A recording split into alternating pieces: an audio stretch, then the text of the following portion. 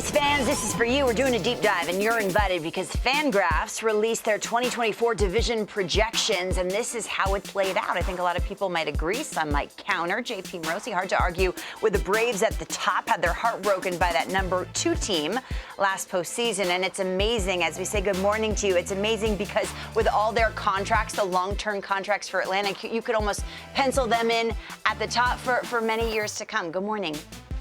Good morning, Lauren. It really is an interesting division to talk about, and as you point out, Fangraphs has a 12-game spread between the Braves and the second-place Phillies on that board a moment ago, and yet the irony, of course, is it was the Phillies who advanced to the NLCS at the Braves' expense, so the playoffs were a different story, and yet it's probably hard to find a lot of people who would pick someone other than the Braves to win the division this season. You think about what they've done this offseason. They bring in Chris Sale. They hope that he helps address maybe those rotation concerns that came up during the course of the postseason. Aaron Bummer in that trade with the White Sox.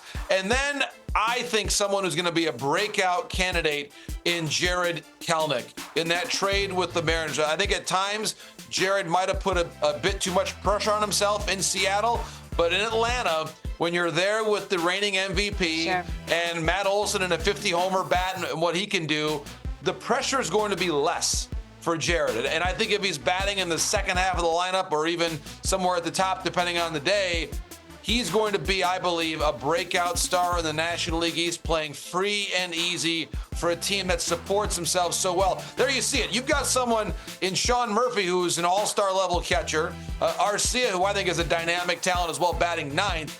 I look at Kelenic in the 8th spot. My goodness, the amount of damage he's going to be able to do. And I also wonder as well, from a managerial perspective, I'll be curious to see what Brian Snitker thinks. With Harris, maybe you pair Harris up with Kelenic, depending on some different ways. Obviously, you want to separate the lefty bats with Murphy in the middle.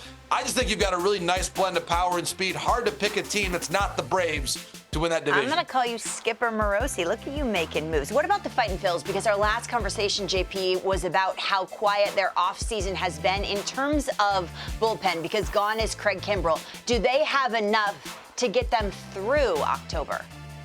Right now, no, they don't. I do think whether it's in the next week or 10 days or closer to the start of the regular season or maybe at the trade deadline, the bullpen has to be addressed. Rob Thompson did not have enough to be able to get through those key games against the Diamondbacks, and you see the positives and negatives here. They retained Aaron Nola. It's almost as though that was just a retention. They lose Hoskins. Of course, he was injured last year.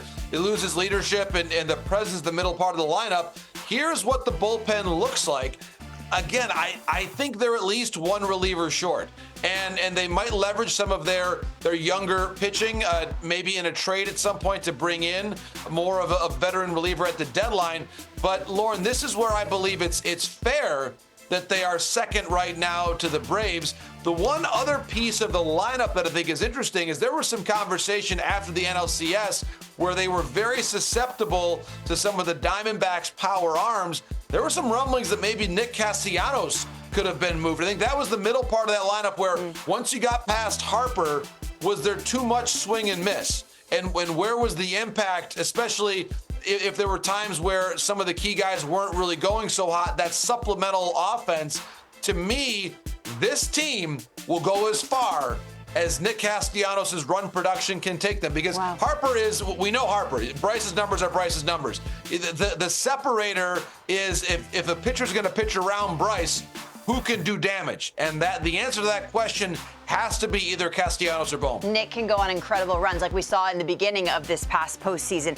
While we're on the topic of bullpens, Mets bullpen is going to be much better. Plus, we have fresh video, JP. Francisco Lindor going to Port St. Lucie. He has arrived in camp, and he is looking pretty darn good. Has his highest OPS since 2019, highest home run total.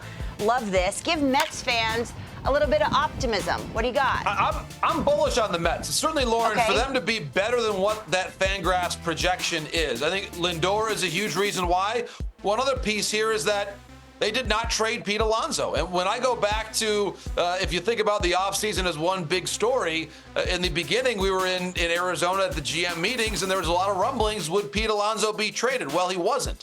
And when you also consider where the Mets are and the efforts they made, they, of course, courted Yamamoto very diligently, didn't get him.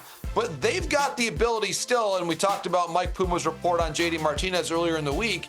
They've done a really good job of layering in some shorter-term guys. I love the upside play with Tyrone Taylor. I think he's going to be an impactful player for the Mets. This team underperformed last year pretty substantially. And, of course, they made some trades, and it's a different club now than it was then. But I think this ball club, as long as they can get maybe one starter surprising them on the upside, that they'll be able to finish a lot higher. And it might be a tough decision for David Stearns, to where I'm sure part of the rationale of keeping Alonso, certainly of signing a Luis Severino, making some of the moves they made, was that some of these players could be flipped if you had to at the deadline. But I'm not going to be surprised, Lauren, if they're in a strong third place or a solid second place in July, and David Stearns has to make some tough calls about if you're actually going to buy or sell. It's such a different approach in terms of roster construction, right? If you compare it last year heading into spring training compared to this year. What about the Marlins? How long have I asked you if they're going to trade a starter? Because that's what we hear about. Is that still on the table? Well, and for year one, Peter Bendix coming into the Marlins, Lauren, it's been a really quiet offseason. They have not made the big ticket moves necessarily that we expected. And we talked, as you mentioned, about could they have moved one of their young starters. There was a lot of rumblings about this during the course of the season, or the offseason, and this might get revisited around the middle part of the year, depending on how they play. But this team also could surprise in a really good way. Eury Perez, when you think about, he had a bit of an innings restriction this past year. If he does not have that level of innings restriction this year, my goodness, could he surprise and all of a sudden become an all-star, maybe even a fringe Cy Young candidate? He's got stuff that's that good. And they got a nice balance of left and right with Garrett and Rogers. I like this rotation a lot. I'm a little worried, though, about the lineup. And minus Jorge Soler, I think Soler, all the numbers that he put up, he, of course, is still unsigned right now. The Giants have been mentioned a lot as a potential suitor, but it doesn't seem to me like the Marlins are close on adding a big bat. They're going to have to keep trying to win games 2-1, 3-2, 4-2 by those types of scores, and that can take a toll on a rotation and also a bullpen as the year goes along. Last but not least, finally, your Nationals. Nationals. In Mike Rizzo, we trust. And if you look at the young talent they're bringing to spring, there's excitement there.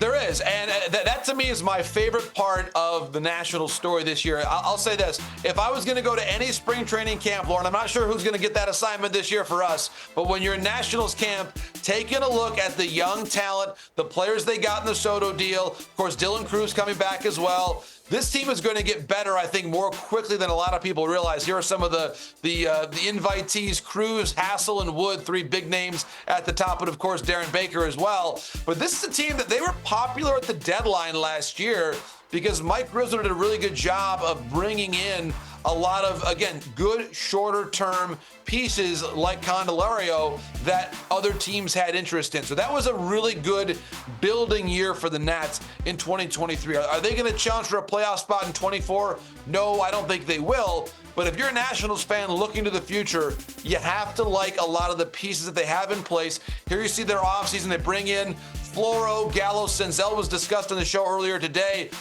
Again, I talk about guys you bring in that have value to flip at the deadline if things go well. Floro, you could probably move. Gallo, Senzel as well. If Senzel hits, like Billy talked about earlier in the show, either he becomes someone that you sign to an extension because you like him, or if he really clicks, he's a deadline move as well. So I think this is really, really strong roster construction by Mike Rizzo, and the fruits of the Soto trade are now starting to show up at the major league level. And Beltway baseball going to be fun. JP Morosi, thanks so much.